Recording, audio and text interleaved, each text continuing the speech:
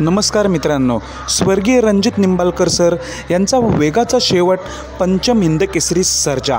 मित्रांनो, पंचम हिंद केसरी सर्जा आज झालेल्या अंगापूर वंदन मैदानात फायनलसाठी आणि गुलालाचा मानकरी देखील झाला होता। सर्जाचा पैरा होता झरेचा पाखऱ्या।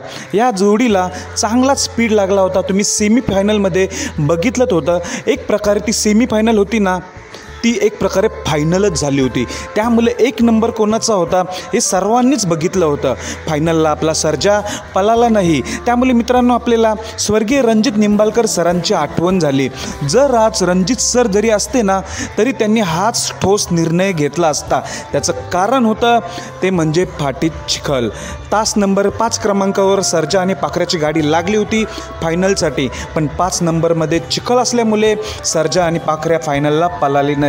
तुम्ही सेमी 7 बघितलं असणार, सेमी 8 बकासूर आणि बलमाचं तोच तास होता, तास नंबर 5। किती चिखल होता। बलमाला तर आणि बकासूरला पळायला झालंच नाही, त्यामुळे त्यांची हार झाली। तेच गृहीत धरून सर्जा आणि पाखऱ्याने चांगला निर्णय घेतला की फायनलला पळायचंच नाही। तुम्हाला मी एक आठवण म्हणून सांगतो रणजित सरांनी असाच एक हिंद केसरी मैदानात निर्णय घेतला होता। तो हिंद केसरी मैदान म्हणजे आदत पेडगाव हिंद केसरी मैदान। आदत पेडगाव हिंद केसरी मैदानात सर्जा फायनलला होता। तिथे देखील रिमझिम पाऊस झाला होता, पण मित्रांनो सर्जा फायनलला होता। ज्या तासात होता त्या तासामध्ये चिखल साचल्यामुळे फायनलला रणजित सरांनी गाडी सर्जाची पळवलीच नाही।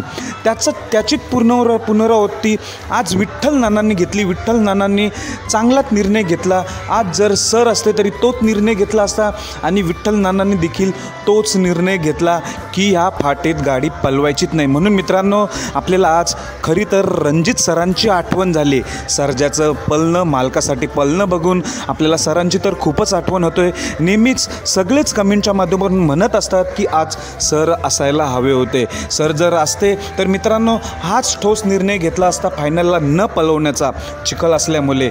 पेडगाव हिंद केसरी मैदानाची सेम पुनरावृत्ती आज अंगापूर वंदन मैदानात झाली। फायनलला गाडी पळालीच नाही, हे कारण होतं चिखल। धन्यवाद मित्रांनो।